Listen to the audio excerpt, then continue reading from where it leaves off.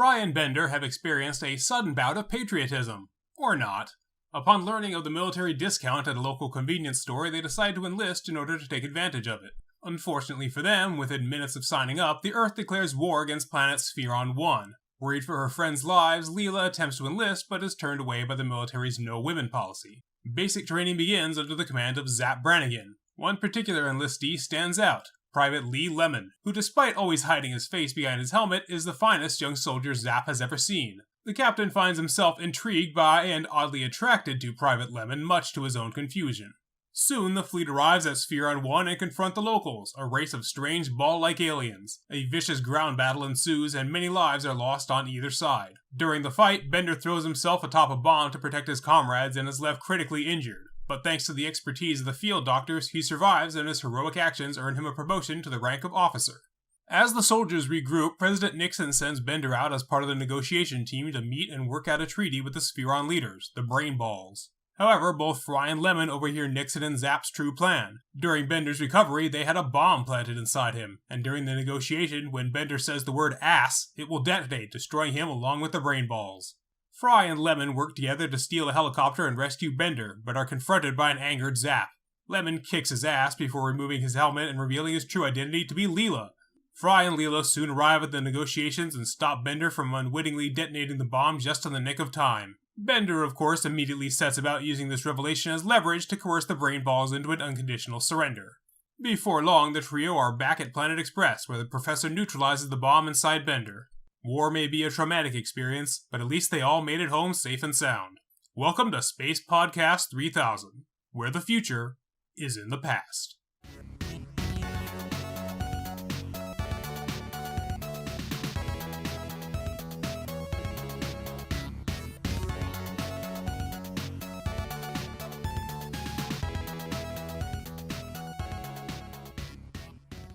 I love the bulletproof glass suit that the guy's wearing.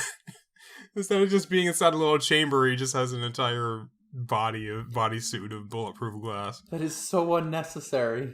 It's very Futurama. So if that sign in the window is to be believed, 7 to the power of 11 will give you a free bag of Ice 9 with every 6-pack. Do you want to end the world? Because this is how you end the world. I mean, I don't know how many of our listeners are familiar with the works of Kurt Vonnegut, but he was a writer, sort of a satirist, wrote a lot of science fiction, and one of his more famous books is Cat's Cradle. It's a short novel in which a scientist invents this substance called Ice 9, which is ice that freezes at a much higher temperature. Essentially, it freezes at room temperature, and any other water it comes into contact with also becomes Ice 9, which is dangerous because a character swallows a piece of it to freeze himself and commit suicide, and then during his funeral, his coffin ends up falling into the sea, freezing basically all of the oceans of the world, and the world ends. So, yeah, I don't think 7 to the power of 11 giving out a free bag of this stuff is particularly safe. I see now. Yeah, I know this is just a background gag, but It's a good background gag though, because that's one of those classic stories of science fiction, one of those things that not everybody will get, but the right people will get. yeah, and once you notice this, it is extremely funny because it's like, why would you do this? Well, the same reason that they would have ham gum. God, yeah. Like, did you notice the other gum brands? Is a Hubble Bubble? Spider Yum, Liquid Nitro Gum. Liquid Nitro Gum just makes me think of those old How It Feels to Chew 5 gum. Yeah. It's probably extremely minty. So I'll take a pass. Well, Big Pink is obviously a reference to Big Red. But Big Red doesn't stain your teeth, though. I'm not familiar with Big Red. Oh. Big Red, it was like a cinnamon-flavored gum that was very popular in the 90s. They had a really catchy commercial jingle. It's still around. It's really good, honestly. I grew up in the 90s, but that's not ringing a bell. But cinnamon gum Would have been sounds the early 90s then.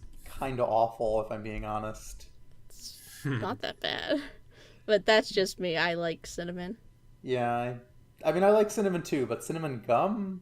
Well, I mean, if you have mint gum, and then cinnamon gum would work fine. I guess. Although I have to ask, why are Fry and Bender so fixated on a military discount for gum? Like, 5% off a 40-cent pack of gum. It's 2 cents. It Yeah. would make it cost 38 cents. Yeah, they're literally enlisting over 2 cents. Like, come on, It's guys. exactly the kind of dumb shit that Fry would do. He's like, I don't want to have to pay full price, even if it's only 2 cents difference. Why does the military get a discount in the first place is the real question. Yeah, the fact that it's still only 5 cents for a military discount, it's like, yeah, or 5% for a military discount, that's still pretty damn paltry. I mean, why even have a military discount at all? Like, just pay full price, boot boy. Yeah. Speaking of which, did you notice that in the recruitment center, the Army Employee of the Month sign in the background just showed a freaking coffin? God, I didn't see that, but that's great. That's so dark. I mean, politicians do love dead soldiers they can use for propaganda and who can't speak out against them. Meanwhile, living soldiers get neglected and just fucked over by the VA to the point one might suspect it's intentional. I mean, maybe they want them dead because more living veterans means more Smedley Butlers. I mean, do you know Smedley Butler? No. That is a bit of a obscure bit of U.S. history. So Smedley Butler was a U.S. Marine who served from the late 1800s into the 30s, the single most decorated Marine in U.S. history. And in 1935, he wrote a very famous pamphlet titled "War is a Racket." Let me find the quote, because there's one particular quote from that pamphlet that more or less sums up the core of it. And it's a bit of a long quote, but here we go. Here it is. I spent 33 years and 4 months in active military service, and during that period I spent most of my time as a high-class muscle man for big business, for Wall Street and the bankers. In short, I was a racketeer, a gangster for capitalism. I helped make Mexico and especially Tampico safe for American oil interests in 1914. I helped make Haiti and Cuba a decent place for the National City Bank boys to collect revenues in. I helped in the raping of half a dozen Central American republics for the benefit of Wall Street. I helped purify Nicaragua for the International Banking House of Brown Brothers in 1902 to 1912. I brought light to the Dominican Republic for the American sugar interests in 1916. I helped make Honduras right for the American fruit companies in 1903. In China in 1927, I helped see to it that Standard Oil went on its way unmolested. Looking back on it, I might have given Al Capone a few hints. The best he could do was to operate his racket in 3 districts. I operated on 3 continents. Again, this man is the most decorated Marine in U.S. history saying all of this. Oh, yeah. Like, Yeah. yeah. War is hell, but not for the reasons you might think. War is only hell if you're not a businessman paying for it. Yeah, is it any surprise that politicians love dead veterans who can't just be another Smedley Butler? Because the living Marines, the living veterans will often just say stuff like this. In fact, I have an acquaintance online who served as a Marine until his term ended recently. And the entire time, he just kept talking about how much he hated it and couldn't wait to get out. Yeah, that sounds about right. That's what U.S. Army stands for. It stands for Uncle Sam ain't released me yet. There you go. Once there was these huge hanging banners in the mall for military recruitment, through schooling and whatnot. Oh, yeah, let's not get started on that. Horrifying. God, yeah. I have a feeling that is the biggest reason why free college hasn't become a thing. Oh, absolutely! I've seen that as an explanation for the take. Is like, if we give college away for free, we're not going to have any incentive to get people to sign up for the military. And he's like, yeah, win-win. Fuck you. Exactly. We probably shouldn't stay on this topic for the whole episode. Of course, but ironically enough, if they were to go to college and figure out about economics and stuff, that'd make them less likely to want to go into the military as they discover all this bullshit. I mean, it's hard to avoid that. So yeah, let's get back onto the plot of this episode, which is basically Mulan in space. Honestly, the men-only military policy here, why is it that straight men are always so quote-unquote distracted by women when lesbians never seem to have that problem? I mean, girls are cute, but, you know, Yeah. I have self-control. Exactly. It really is just flagrant sexism and desire for control. It's also I don't know. It seems to be kind of a self-fulfilling prophecy where they're like, oh yeah, we're totally obsessed with women. We can't even have any women around here because we get too obsessed and everything. Yeah, that's why we don't allow any women around because we're so straight. If we see a woman, we just want to have sex with them right there. We can't have them around. Yeah. Oh god, that. Yeah, you have stuff like that, and also the things like from the cafeteria scene in this episode with the I do not understand masculinity. Even when I thought I was a guy, I did not understand masculinity. It just I don't think anybody understands masculinity. it's just like this traditional masculinity idea. It's so I do not understand. I legitimately do not. Well, at least in this case, they don't really bring it up. She never stands on a thing. It's like it's wrong to stop women from serving in the. Which there's also a weird sort of dichotomy to this sort of argument where it's like we don't you don't want to be forced to serve in the military. You don't want to support that sort of thing, but you're also against women serving in the military. So it's like, well, they're not allowed to serve in a system that they don't want to support. What's the problem? Well, it only comes back to the societal attitude, but I do appreciate how the episode didn't necessarily get on a soapbox about, girl power and girls can do it too and whatever, because that's a fine message and all. But it's been done to death. Yeah, we don't really beating need a dead horse. And you already understand the joke right at the start. Is that I've never been happier to be beaten up by a woman. Where it's like, oh my, thank goodness I'm not gay. I was attracted to a woman this whole time. God, I definitely at least appreciate that the episode is a bit more subtle about the message there. How it's just implicit in the plot that women not being allowed in the military. Because, Leela is the most impressive soldier Zapp's ever seen. And she's a woman, and because of this sexist policy, she wouldn't have been allowed in if she wasn't pulling a Mulan. So, that alone, implicit in the episode, the lesson's already there. They don't need to draw attention to it. But what were you saying with, Zapp's attraction to, quote-unquote, Lee Lemon? Yeah, bisexual Zapp? I mean, I guess, because it's presented like he was only attracted to Lee because it's actually Leela, but, the beard, the fake voice, even just thinking that Lee is a man. Zapp is definitely bi. Let's be real here. Absolutely, you cannot question that just from this episode. Just maybe a 1 on the Kinsey scale, I guess. He is very ostentatious, going around in the hot pants constantly. He's always been over-sexualized, so it would make sense that it would happen towards guys as well. Yeah, he's definitely not straight. Yeah, absolutely not. Okay, I'm going to be real here. Even at, if you are a man and you are attracted to someone you think is a man, even if it's really a woman disguised as a man, you are absolutely attracted to men. There's no question about that. It might be occasionally, it might be incidental. Again, you might just be a 1 on the Kinsey scale for all it matters, but you should absolutely consider this possibility.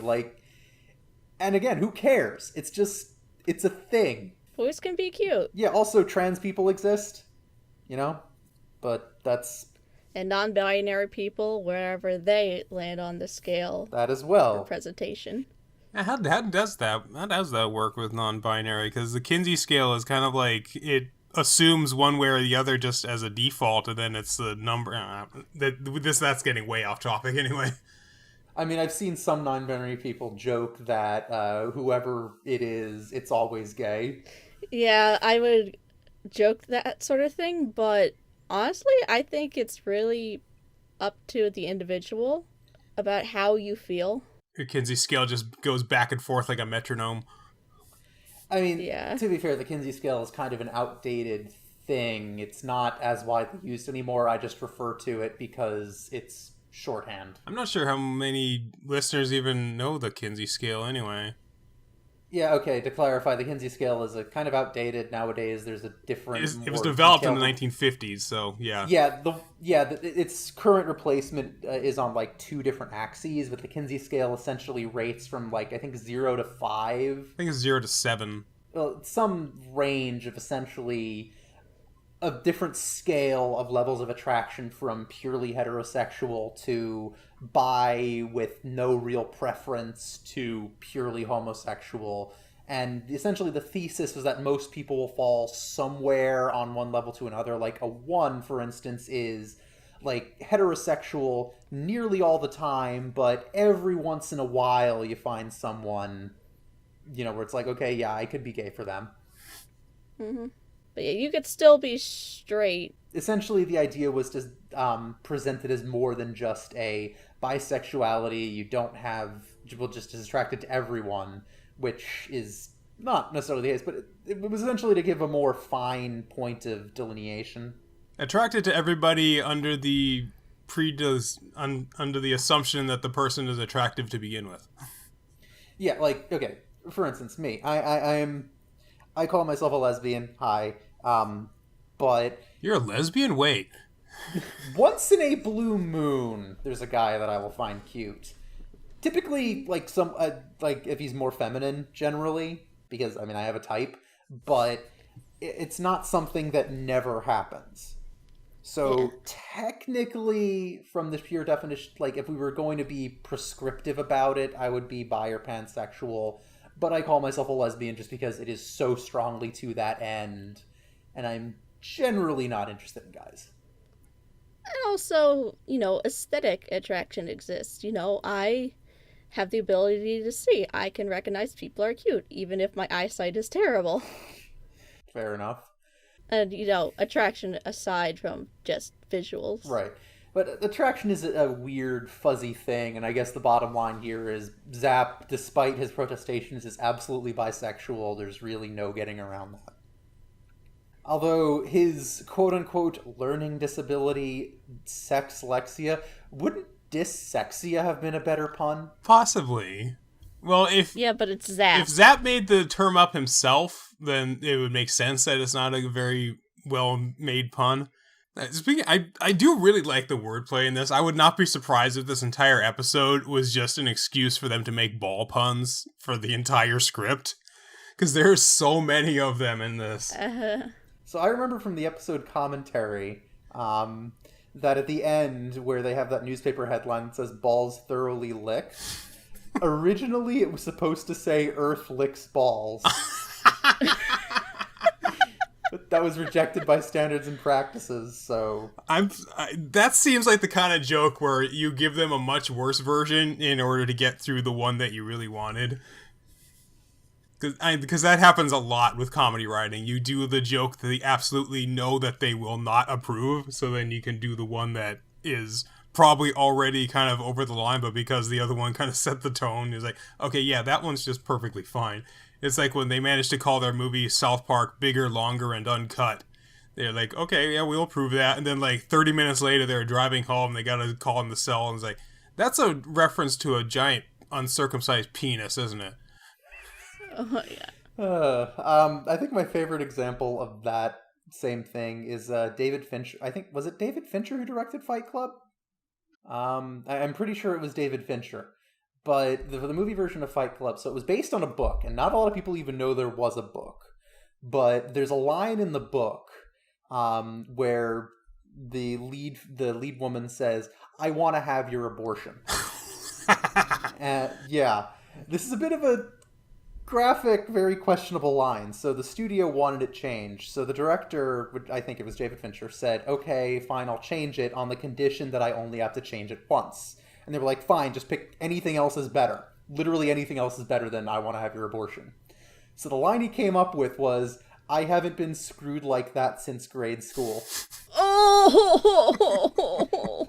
And then, of course, the studio was like, "Oh, that's worse. No, that's worse. Change it back, change it back." And he was like, "Oh, you said I would only have to change it once." And so I haven't been screwed like that since grade school ended up in the movie. Yeah, and Oh it's my a God. freaking amazing line, because it is- comes right after the things like the kind of shit that came out of this woman's mouth. Yeah, well, apparently, I think she was played by Helena Bonham Carter in the movie. Yeah. But yeah, she's British, so she didn't know that grade school was the American equivalent of UK primary school. She Yeah. thought it was like high school or something. Oh no. Yeah. So that's like, there's like so many levels to that kind of joke. Wow. It's a hell of a story. But yeah, there are a lot of really good ball puns in this episode. We made it. We followed the bouncing balls. They got a lot of brains and a they lot got of chutzpah. Chutzpah. Translation: chutzpah is Yiddish for balls. Yeah. Which, I mean, it's not literally balls either. It's just kind of like, well, kind of the slang term for balls. Like, you have gumption, you have drive. Yeah. You got chutzpah. Yeah, exactly. Anyway, so this episode we've got Nixon back, and he's just a head in a jar again. What happened to his new robot body? Maybe it's hard to transport. Maybe, but like the last time we saw him, he was on this massive war machine. Like you'd think he would have wanted that if he was going to be on the front lines in a war. He's not going to be on the front line. Screw that. Let the poor saps that want their military discount do it. I guess I can't argue with that. That is a very Nixon thing to think. But so the actual war, everyone's standing there in a rocky quarry in those sci-fi uniforms for the battle. That just made me think of Starship Troopers. Yeah, which I'm sure was kind of the part of the inspiration. Yeah, it's pretty likely that it was an intentional homage there. And then, of course, the hospital scene is just wall-to-wall MASH references. You got what sounds like the theme song over the establishing shot, and then the robot doctor Eyehawk. Yeah, Hawkeye. Yeah, named after Alan Alda's character Hawkeye Pierce, and he's just flipping between comedy and tragedy with a literal flip of a switch. And, that's a great joke. I love this character. I would watch MASH. I never watched it when it originally aired, but they would show it on TV. They would, have the news, and then they'd have, an hour of Married with Children, and then they'd switch over to an hour of MASH. And it's I was too lazy to get up and change it, so I just watched pretty much the entirety of MASH. Well, I mean, it was a really popular show at the time. Yeah, absolutely. The series finale broke records for just how many people watched it. Yeah, the series finale was literally the most watched television anything at the time that it first aired. But, even ignoring that, that show ran longer than the actual war that it was set during. Wow. It was an extremely good, popular show. And MASH is one of those shows that actually did use a laugh track, because it was shot like a standard, like a standard drama or whatever, where they have the setup thing, and they would have canned laughter over it. And when people complain about laugh tracks in TV shows, it's they think it's they only put the laugh track in because it's fake. There's not a. In many cases, there is an actual audience there. If it's a sitcom, yeah, there's an actual audience there. But something like MASH, that actually does use canned laughter, and nobody talks about that. Nobody talks. Well, MASH is actually funny. It's yeah, but it uses canned laughter. That means it's not funny, right? Well, I mean, the whole thing about MASH is they would flip between comedy and tragedy on at the. Oh yeah, absolutely. Well, you see that sort of stuff a lot. You would see it on Scrubs. Scrubs is actually a pretty good comparison to MASH. Again, doctors, but again, the way that Scrubs was shot, that's very similar to how MASH was shot, and it would be like having canned laughter in Scrubs. Well, I mean, again, what I'm saying is the time MASH aired, that was a very unique thing that hadn't really been done before. This type of fusion of screwball comedy and serious tragic drama, and of course, it gave the show this really unique identity, and it worked crazy well. These characters using humor to cope with their lives, and the fact that you had this tone of just lightheartedness when the tragedy actually happens, it hits that much harder. Oh yeah. There's definitely stuff in MASH that has aged really poorly, but... Well, any show from that era probably has stuff that aged poorly. But, on the whole, there's a lot in there that, you can tell, it's very obvious why it was so successful. But the thing about laugh tracks is, You know that, like, a lot of the really common canned laughter is all, like, this one recording from a particular episode of a taping of I Love Lucy. Oh, really? Yeah, where, like, their laughter was just so powerful that that recording ended up just becoming the standard laugh track canned laughter for decades. Makes sense. I mean, I Love Lucy was really funny. Oh, absolutely. I Love Lucy was a spectacular show for the time it was made. It was an absolute powerhouse. I just finished watching through the entire series, actually, and there's one scene in it that has like the biggest laugh in the entire series. It goes on for over a full minute, and it's just the audience just busting themselves laughing at the one scene. And they had to wait for them to stop. And it took like a minute for it to die down, and this made it into the final episode. I mean, not to go on at length about I Love Lucy, but Lucille Ball was just the queen of slapstick. Oh, absolutely. She was a absolute trooper too. She would be willing to do anything, like be in a stupid costume, anything to get the laugh. She was a master of her craft. Like, there's really no other way to put it. She was just that good. Anyway, we should get back on topic here. One thing that made me a little uncomfortable watching this episode is, at least this time, is seeing Kif just so micromanaging and verbally abusing Fry over the tiniest, most inconsequential things. Yeah, which is... Like, is this genuinely how he is? Or is he putting on an act? Or is he just letting out his frustrations on No, him? this is him getting any small modicum of power, and it just absolutely destroys him. The fact that he now has control over somebody else. And so you understand that he has anger issues. Absolutely, he has these anger issues. Like, he has the smallest bit of control, and he just latches onto it and treats Fry like absolute shit the same way Zapp was treating him, which I'm sure is the joke. You'd think the fact that Kif knows what it's like to be micromanaged and everything, that he wouldn't do the same thing to anybody else. But no, he gets a tiny taste of power and he runs with it. Well, see, here's the thing. The reason that this made me so uncomfortable is, according to my aforementioned acquaintance who was in the Marines, that sort of thing is distressingly common in the military. Like, that is the culture. I'm not surprised, honestly. Which, I mean, you understand that too, because they have these people that are always told their entire lives what they have to do. You see this shit everywhere. Like, in online forums, you see this. You see mods abusing their power which usually happens to people that feel like they have no control over their life. They're given any sort of power, and they have to control it. They have to do any sort of thing. Even something so simple as, guess what I found today? No, actually guess. They want something, because they know something you don't. They have a tiny bit of power, and they want to latch onto it for as long as possible. Just knowing something you don't is the smallest bit of power that they can have over somebody else. And you see this in people that feel like they have no control over their life, that feel like they're always taking orders from other people. There is nothing worse than a middle manager with an ego. Ugh. Yeah. So, let's talk about Bender's top 10 most frequently used words. Although on the previous time, for what it's worth, at least Fry never really twigs to it. The fact that he's just still happy. He's singing "Walking on Sunshine" as he's washing Kif's back. He's just happy to be included. Did they have to pay to use that? Since it's a cover, I don't think so. Alright. I mean, it's the voice actor singing it. So, let's talk about Bender's top 10 most frequently used words. I think it's a really clever touch, but I'm pretty sure he actually says every single one of them in this episode. Yeah, I wouldn't be surprised. Well, even if many of them were set up after the fact, it's just standard comedy setup and payoff, chumps and chumpettes. And also, seeing Leela finally beat the crap out of Zapp is immensely satisfying. It is. Like, I wish it had happened several episodes sooner, but getting it now, you know what, I'm glad it did. I hope to see it again sometime. Well, he wants to do it again, too. Well, she wants to do it again. Just watches the scene on repeat.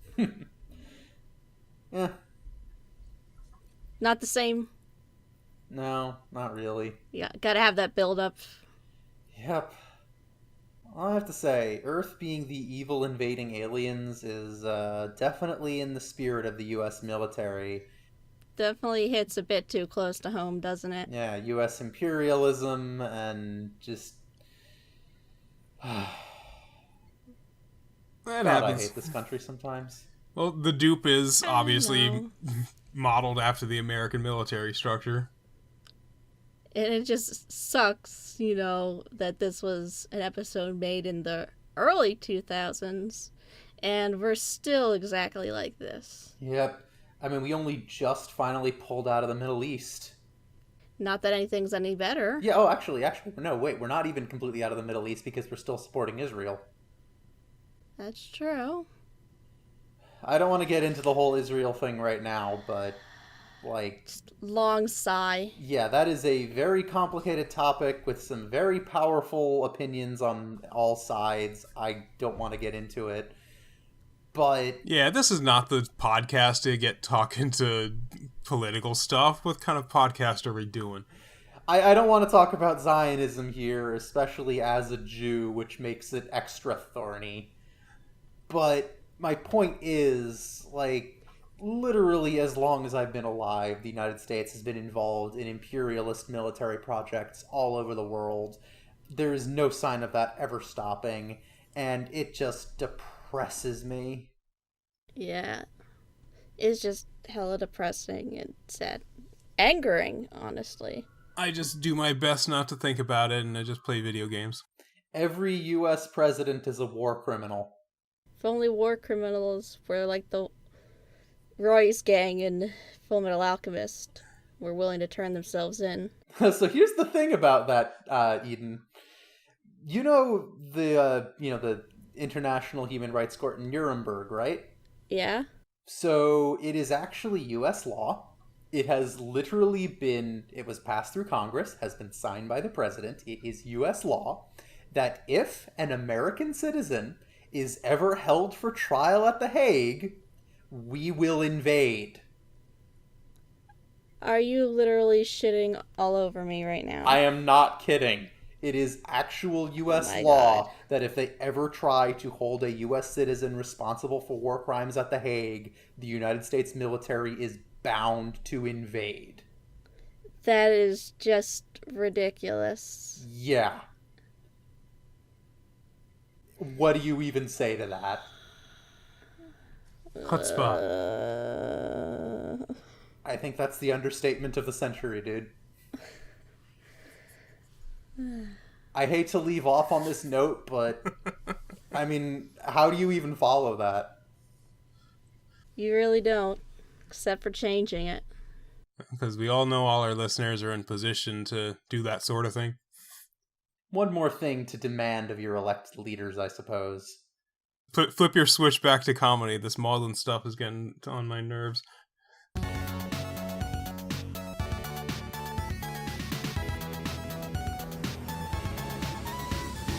Thank you for listening to Space Podcast 3000. Your three voices of the future are Nova Altman, Doug Hancox, and Eden Valerie. The theme music is Voxel Revolution by Kevin MacLeod. You can hear more episodes of Space Podcast 3000 on YouTube, or at soundcloud.com/spacepod3k. You can support the show and listen to new episodes a full week early at patreon.com/spacepod3k. Follow us on Twitter at spacepod3k. Be sure to join us next time as the Planet Express crew fall victim to an ancient curse in the honking.